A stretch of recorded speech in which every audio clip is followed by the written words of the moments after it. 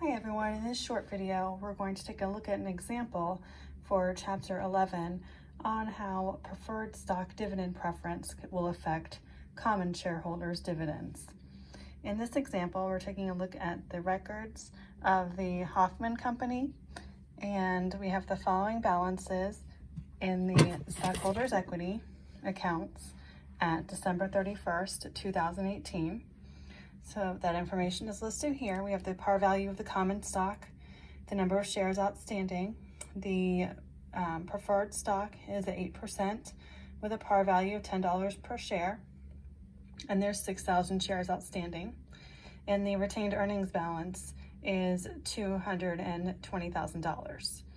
On January 1st of 2019, the board of directors is considering a distribution of a $62,000 cash dividend. There were no dividends that were paid to any of the shareholders in 2017 and 18. So we need to determine the total per share amount that's going to be paid to the common stockholders and the preferred stockholders under these two independent assumptions. So our first assumption is that the preferred stock preference is non-cumulative or current, which means that only the current dividends for the year 2019 are going to be paid to the preferred stockholders. So in this example, the preferred stockholders dividend is going to be calculated by taking the number of shares, multiplying that times the par value of the share, times 8%.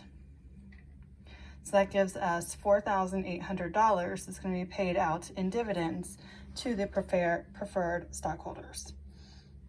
When we divide that by the number of shares that are outstanding, the 6,000 shares, they're going to receive 80 cents per share.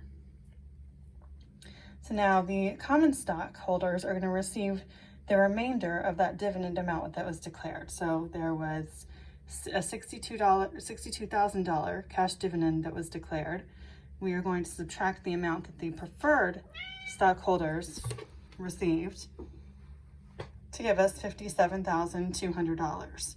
When we divide that by the 440,000 shares that are outstanding, the common shareholders are going to receive $1.43 per share. So you'll see that here, the total amount of dividends that the common stockholders receive is $57,200. And once we divide that by the number of shares outstanding, we have 40,000 shares outstanding. They would receive $1.43 per share. So now let's take a look at the next scenario.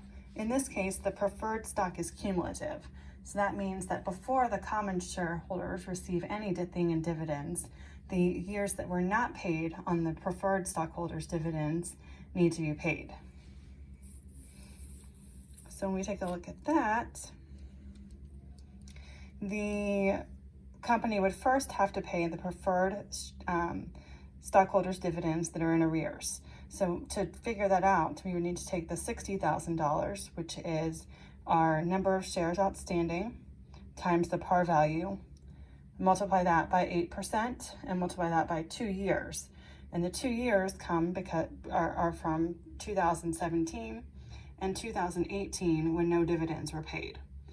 So that gives us $9,600 that's going to be paid first for the preferred stockholders' dividends that are in arrears.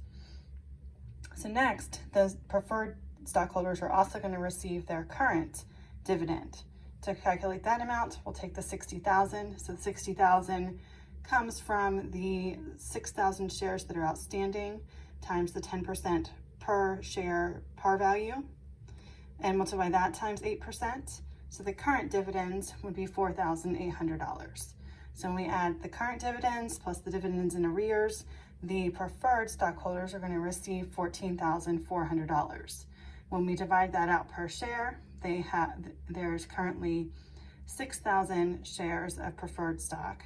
The preferred stockholders will receive $2.40 per share. For the common stock, the total amount that's going to be paid in dividends is $62,000. We're going to subtract the total amount that is paid both in arrears and currently to the preferred stockholders, and that'll give us $47,600 in total that's going to be paid to the common shareholders. And when we divide that by the 40,000 shares that are outstanding for our common stock, they'll each receive $1.19 per share.